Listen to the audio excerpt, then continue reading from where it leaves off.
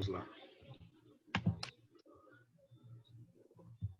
Bom, então, o Arthur tinha pedido para falar um pouquinho sobre os critérios que a gente utiliza lá no CDA para poder fazer indicação do implante coclear. Tá? Bom, lembrar que nós somos um serviço SUS e a gente é obrigado a obedecer às regras, diretrizes gerais que foi publicado por essa portaria de dezembro de 2014, que dispõe de todas as diretrizes para a gente poder fazer a reabilitação dos pacientes com deficiência auditiva. Então, engloba não só a parte do implante coclear, mas também a parte de prótese ancorada no osso, que eu vou deixar, a gente vai focar mais na questão do implante coclear. Bom, como todo mundo sabe, no Centro do Deficiente Auditivo, a gente tem uma equipe multidisciplinar que faz a avaliação, indicação e o acompanhamento desses pacientes. Tá? Então, é fundamental sempre lembrar dessa equipe. Falando mais a fim dos critérios que a gente tem, basicamente a gente acaba dividido por idades, né? Os critérios de indicação. Então, crianças com até 4 anos incompletos, o que ele tem que apresentar para a gente poder indicar o paciente ao implante coclear? Bom, então ele tem que ter uma perda auditiva, neurosensorial, severa ou profunda, e ela precisa ser obrigatoriamente bilateral.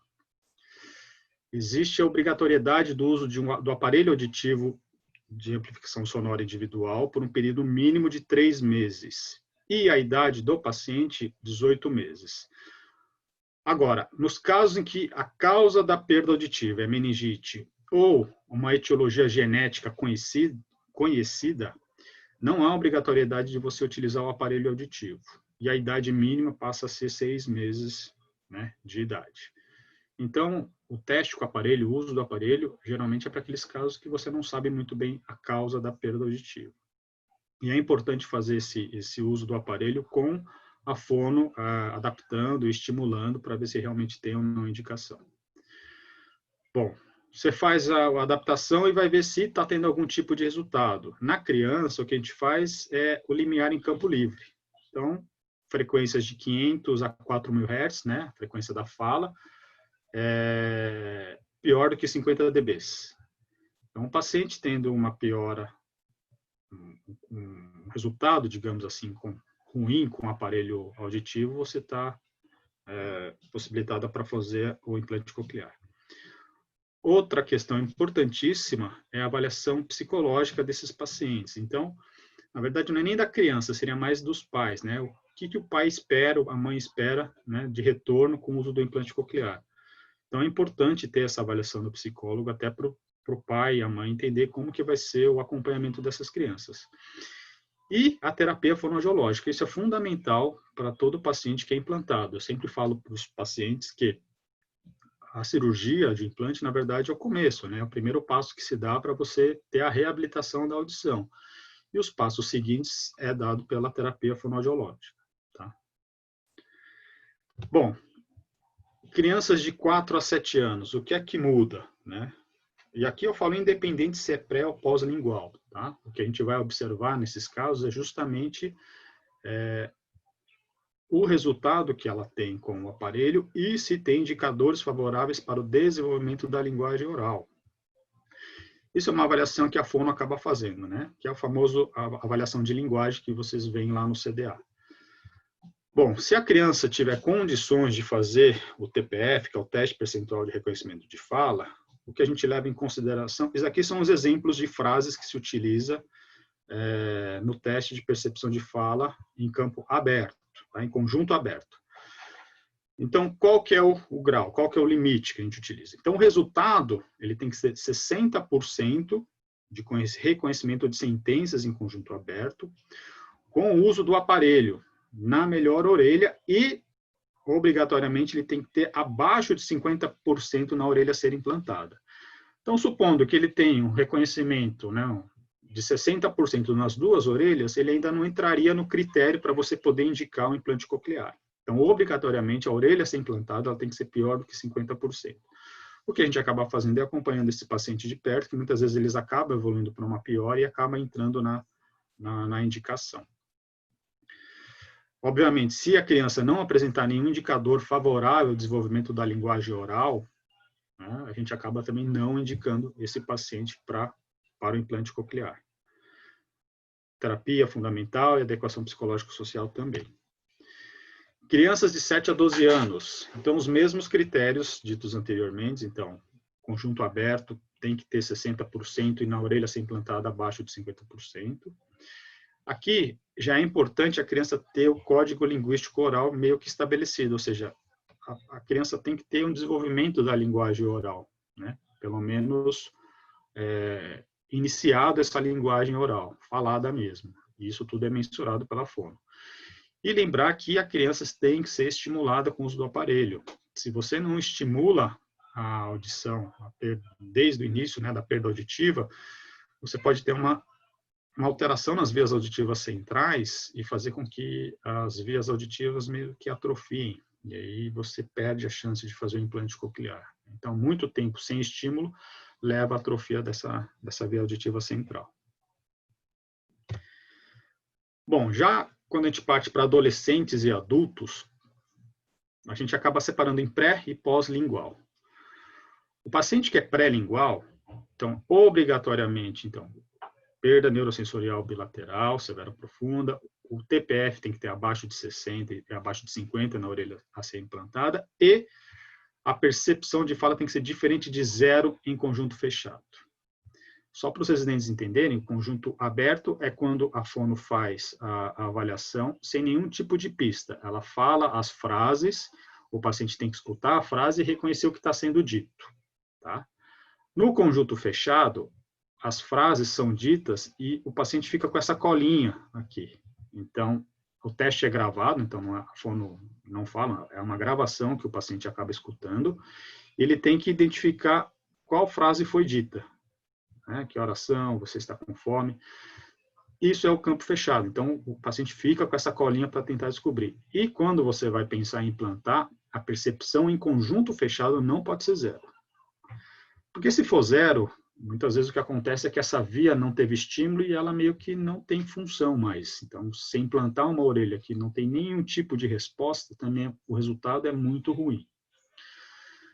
Outra questão importantíssima é aqui, em adolescentes e adultos, já tem que ter o código linguístico oral estabelecido, ou seja, o paciente tem que ter a fala desenvolvida. Se isso não acontecer, ele não é candidato ao implante coclear. Outra coisa importante é o uso efetivo do aparelho desde a perda auditiva. Tá? O resto é a mesma coisa. Pacientes pós-lingual. Bom, segundo as diretrizes, o que é importante é o TPF. O resultado igual ou menor de 60% e 50% na orelha ser implantada. Tem tempo de privação que você pode fazer? A gente acaba usando uma regra que seria o seguinte, né? Seria o tempo de surdez. O tempo de surdez do paciente não pode ser maior do que a metade do tempo de vida enquanto ele foi ouvinte. Por exemplo, um paciente que perdeu a audição com 20 anos de idade. Né? Ele desenvolveu normal, falava, e com 20 anos ele ficou surdo. Teoricamente, ele teria metade desse tempo de vida, então 10 anos, para poder fazer o implante coclear. Porém, o que a gente observa? Que quanto mais tempo se passa para fazer o implante, pior é o resultado. O ideal é que, uma vez que você tem o diagnóstico da perda auditiva, e o paciente não está tendo resultado com o uso do aparelho, é que você implante esse paciente o mais rápido possível, né? Não esperar tanto tempo para poder implantar. Porém, dentro das diretrizes, você tem a possibilidade de fazer esse tipo de cirurgia independente do tempo. Bom, uma outra indicação são os pacientes que têm neuropatia auditiva. Então, os pacientes que têm perda auditiva neurosensorial, depende muito da idade e depende da fase que ele perdeu a audição. Quando a gente parte para a neuropatia auditiva, é um pouquinho mais complexo a situação. Então, a gente divide em pacientes pré-linguais, em crianças, na verdade, pré-linguais, e pacientes pós-linguais. Criança pré-lingual. É importantíssimo fazer um uso prévio do aparelho por um período mínimo de 12 meses. Por quê? Porque muitas vezes o paciente que tem a neuropatia auditiva, eles acabam flutuando muito a audição. Então, às vezes ele tem uma perda que aparentemente é profunda e depois você vai fazer uma audiometria depois de um tempo, a perda é moderada. Então, para você indicar um implante coclear num paciente que tem neuropatia auditiva, você precisa investir um pouquinho mais de tempo para ter a certeza que realmente ele não tem o resultado com o uso do aparelho. Lembrar que sempre o desempenho nos testes de percepção auditiva é sempre soberano ao grau da perda, independente se o paciente tem uma perda moderada, uma perda severa, o que vai ditar se ele é candidato ou não é o resultado que ele tem com o aparelho. Em crianças que não respondem, que não conseguem, por exemplo, fazer o TPF, a gente acaba se baseando no ganho funcional que ele tem com o aparelho, e também na audiometria, e se for muito pequenininho, né, faz também a avaliação comportamental. Isso daqui é uma outra coisa que é importante. A idade para você poder fazer o implante nesses casos de neuropatia auditiva, né, 30 meses no paciente que tem perda moderada, ou seja, você tem que investir se ele tem uma perda de grau moderado. Então, a idade mínima é de 3 meses e 18 meses nos pacientes que têm perda severa profunda. Também fala que se tiver causa genética comprovada, não tem idade mínima para você fazer. Teoricamente, você estaria autorizado a fazer um implante coclear nesses pacientes. Tá? Adequação psicológico-social, terapia fonoaudiológica também sempre importante nesses casos. Já no paciente pós-lingual ou no adulto, o que vai ditar realmente se o paciente é candidato ou não é o TPF. Independente do grau da perda que ele tem. Ele pode até ter uma perda moderada, que teoricamente, com o uso do aparelho, daria um bom resultado. Porém, se o resultado de percepção de fala dele for muito ruim, e aí ele entraria nesses critérios de 60%, 50%, você está autorizado a fazer o implante coclear. Tá? Agora que não é SUS, tá? Uma outra indicação que a gente teria são as perdas auditivas unilaterais. Ali acho que deu uma aula já sobre isso, então não vou falar muito. Mas é uma indicação de implante coclear. Não aqui no Brasil, quer dizer, não pelo SUS, tá? Mas clínica privada, principalmente lá fora, principalmente na Europa, já é bem estabelecido a indicação de implante coclear em perda auditiva unilateral. Então, a indicação é quando o paciente realmente não tem ganho com o uso do aparelho. E o que eles observam em alguns trabalhos é que melhora a localização, melhora a discriminação desses pacientes e melhora bastante a questão do zumbido. Então, alguns pacientes acabam implantando, principalmente para aliviar a questão do zumbido. Lembrando que isso é uma indicação fora do SUS, tá? Nós, no CDA, a gente não podemos indicar o aparelho nesses casos, o implante coclear.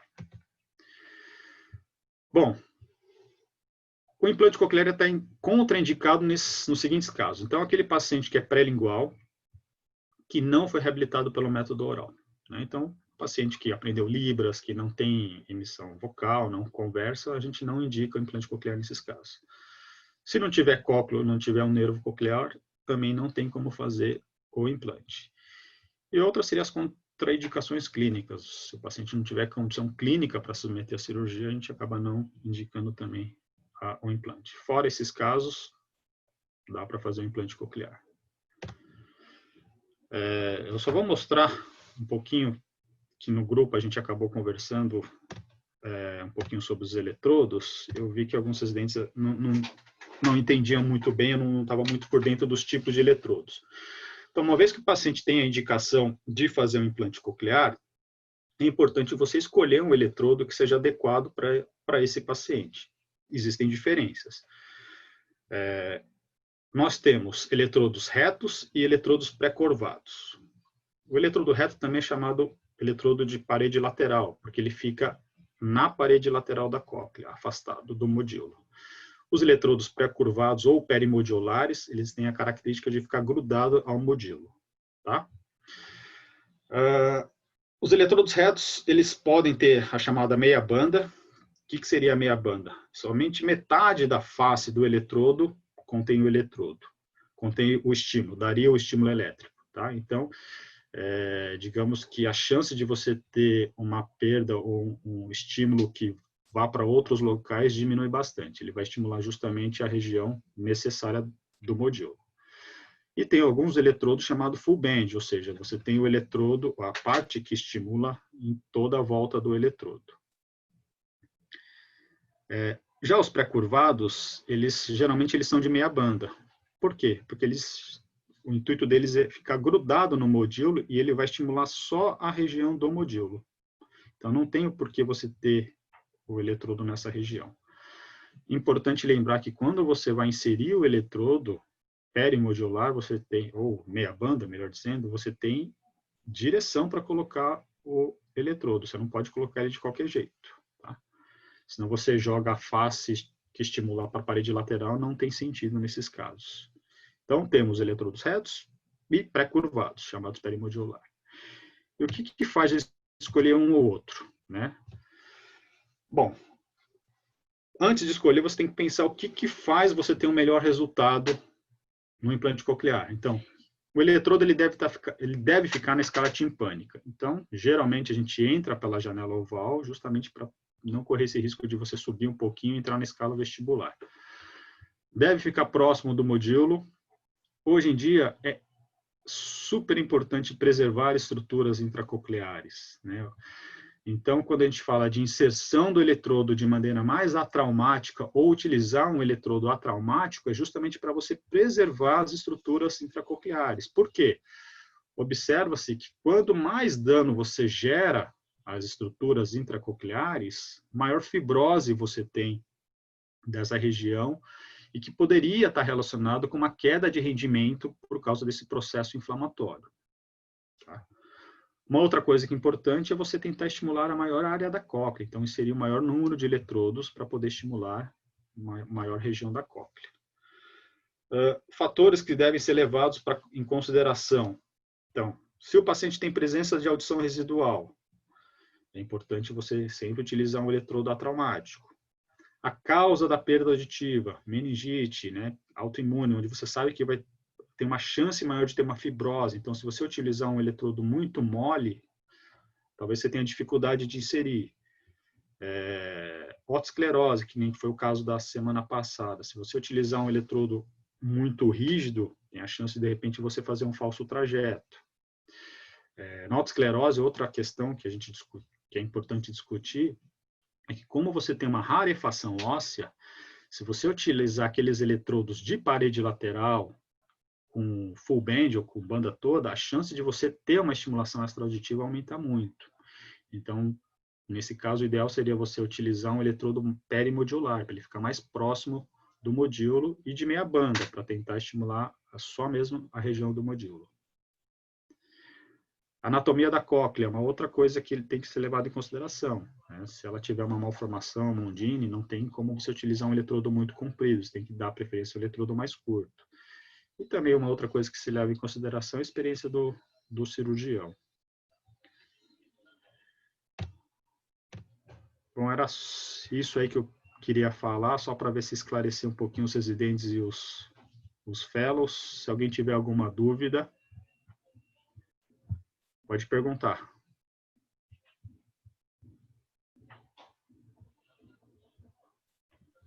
Cabana, parabéns pela aula.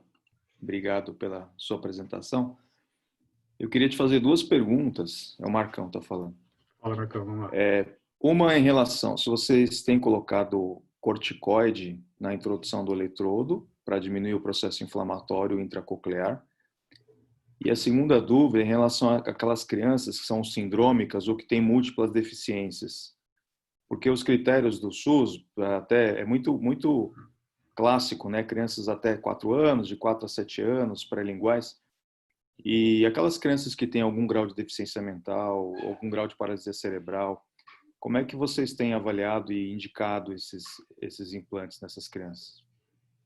Vamos lá. Bom, com relação à primeira pergunta, Marcão, a gente coloca, na verdade, sim, a gente só utiliza o corticoide, Decadron, no caso, quando a gente, sem querer, abre a janela redonda. E aí a gente sabe que vai ter você está lá bloqueando a região do nicho da janela e sem querer você acaba abrindo e não está pronto para inserir o eletrodo. A gente acaba deixando às vezes um Gelfuan embebido no Decadron, mas a gente não está usando de rotina, colocando o Decadron dentro da cóclea. Isso nós não estamos fazendo.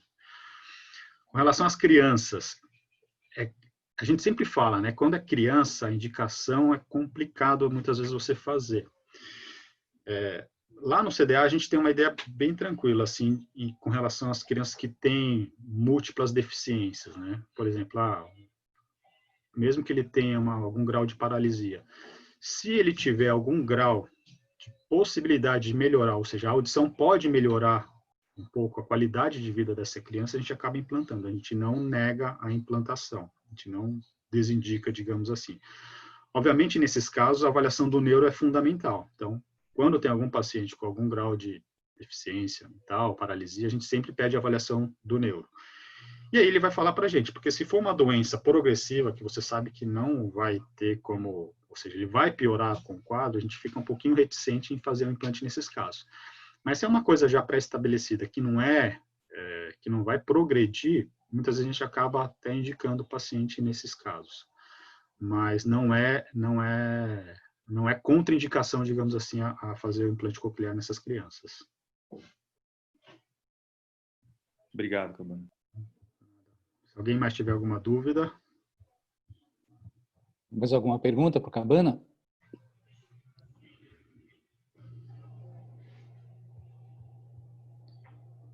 Outro dia eu posso falar um pouquinho mais, viu, Hector, sobre os eletrodos. Eu dei uma passada porque no grupo do implante a gente fez algumas perguntas e os resíduos estavam meio perdidos, mas no outro dia eu posso trazer uma aula um pouquinho mais completa, digamos, falando sobre os eletrodos. Acho que a gente podia talvez fazer uma aula mais técnica. Sim, sim. Né? De tipos de eletrodo. Apesar do professor Laércio já ter dado a aula de técnica cirúrgica do implante coclear, talvez esses outros detalhes aí que você falou, de utilização de medicação, os cuidados na abertura da janela, essas coisas todas a gente pode tentar fazer numa outra aula, tá bom? Beleza. Mas eu acho que antes de falar dos eletrodos, foi bom o Cabana ter falado sobre os critérios de indicação, né? Porque Sim. Primeiro a gente precisa indicar corretamente, depois a gente precisa aprender a técnica, né? Executar. Então, acho que foi no passo certo. Tá joia. Mais alguma outra observação, professor?